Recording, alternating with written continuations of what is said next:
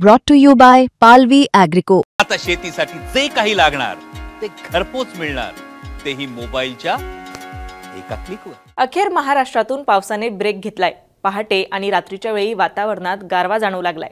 आता राज्यात दिवसा ऊन असलं तरी किमान तापमान 17 डिग्री सेल्सिअस पर्यंत खाली गेल्याने पहाटे आणि रात्रीच्या वेळी थंडी जाणवतेय। हवामान विभागाने 7 नोव्हेंबरपासून म्हणजे आजपासून महाराष्ट्रात हळूहळू गुलाबी थंडी अनुभवायला मिळेल असं सांगितलेलं होतं। त्यानुसार आता वातावरणात बदल जाणवू लागलेत आणि नोव्हेंबर महिन्याच्या मध्यानंतर राज्यातील तापमानात आणखी घट व्हायला सुरुवात होईल आणि थंडीचा जोर वाढेल असं सुद्धा हवामान खात्याने म्हटलंय। आता कुठे कुठे तापमान घसरलंय, पुढचे काही दिवस कुठे कडाक्याची थंडी असणार आहे आणि यंदा गेल्या काही वर्षांपेक्षा सर्वात जास्त थंडी पडणार असल्याचं सांगितलं जातंय।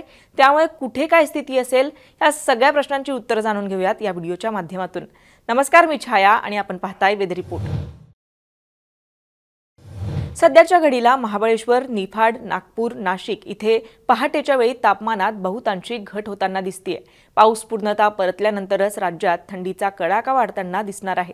पुढच्या 2 ते 3 दिवसांनंतर राज्यातील किमान तापमानात घट होणार आहे। महाराष्ट्राचं शेजारी राज्य असणाऱ्या गुजरातमध्ये सुद्धा किमान तापमानात घट होणार असून धीम्या गतीने ही थंडी राजस्थान आणि मध्य प्रदेशात तग धरेल असं तज्ज्ञांकडून बोललं जातंय। सर्वाधिक थंडी कुठे आहे तर जळगाव, धुळे, नंदुरबार, चिखलदरा, वरुड, गोंदिया, ताडोबा, छत्रपती संभाजीनगर, नाशिक, कोपरगाव, अहिल्यानगर, जुन्नर, बीड, जामखेड, जेऊर, बार्शी, धाराशिव, उमरगा आणि सातारा या भागांमध्ये सध्या 8 ते 10 डिग्री सेल्सिअस इतकं तापमान घसरलेलं आहे। तर 10 ते 12 डिग्री सेल्सिअस नवी मुंबई, अंबरनाथ, कर्जत, सातारा, सांगली, बारामती, सांगोला, सोलापूर, मालेगाव, पैठण, लातूर, बुलढाणा, जालना, परतूर, परभणी, नांदेड, मुखेड, हिमायतनगर, अकोला, वाशिम, हिंगोली, अमरावती, यवतमाळ, पांढरकवडा, वर्धा, नागपूर, भंडारा, गडचिरोली, चंद्रपूर, इटापल्ली आणि रेपाणपल्ली या भागांमध्ये असणारे तर 12 ते 14 डिग्री सेल्सिअस इतकं तापमान पुणे, कोल्हापूरचा काही भाग, सांगलीचा काही भाग आणि पालघरच्या काही भागात असणारे तर 14 ते 16 डिग्री सेल्सिअस इतकं तापमान डहाणू, पालघर, अंबरनाथ, मुंबई, महाड आणि कोल्हापुरात असणारे। आता सध्याच्या घडीला पावसाची काय स्थिती आहे तर सध्याच्या घडीला महाराष्ट्रात कोकणचा दक्षिण किनारा आणि दक्षिण मध्य महाराष्ट्र वगळता उर्वरित भागांमध्ये पावसाची चिन्ह नाहीयेत। मात्र सातारा आणि कोल्हापुरातील घाटमाथा याला काही अंशी अपवाद आहे। मुंबई शहर आणि उपनगरांमध्ये सुद्धा पुढच्या 24 तासात ढगाळ वातावरण राहणार असून पहाटे हलका गारवा जाणवू शकतो असा प्राथमिक अंदाज हवामान खात्याकडून वर्तवण्यात आलाय। तर मुंबईमध्ये सध्या पावसाचा जोर पूर्णपणे ओसरलेला आहे। गेले काही दिवस शहरात असलेलं दमट आणि उष्ण वातावरण आता हळूहळू बदलतंय। दिवसा आकाश निरभ्र असलं तरी रात्रीच्या वेळी आणि पहाटे मुंबईकर काहीसा गारवा अनुभवतात। दिवसा कमाल तापमान 30 डिग्री सेल्सिअसच्या आसपास असलं तरी किमान तापमान 20 डिग्री सेल्सिअस ते 22 डिग्री सेल्सिअस पर्यंत खाली येत आहे।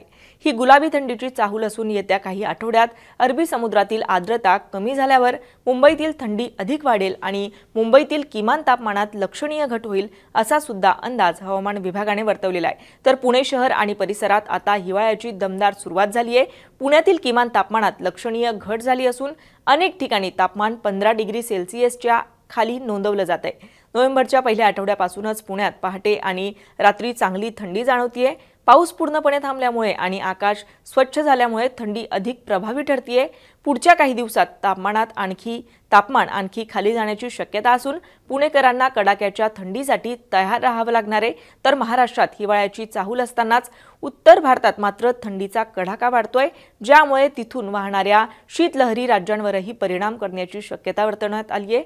दरम्यान जम्मू काश्मीर, हिमाचल प्रदेश, उत्तराखंडच्या पर्वतीय भागांमध्ये येत्या 2 ते 3 दिवसात तुफान हिमवर्षाव होण्याचा अंदाज वर्तवण्यात आलाय। दक्षिण भारतावर मात्र पावसाचं सावट असल्याचं स्पष्ट करण्यात आलंय। बंगालचा उपसागर आणि अरबी समुद्राच्या पूर्व मध्य क्षेत्रांवर कमी दाबाचा पट्टा सक्रिय असून तो तामिळनाडू आणि कर्नाटकला छेदून पुढे जात आहे, ज्यामुळे केरळसह या दोन्ही राज्यांमध्ये पावसाचा जोर कायम राहू शकतो।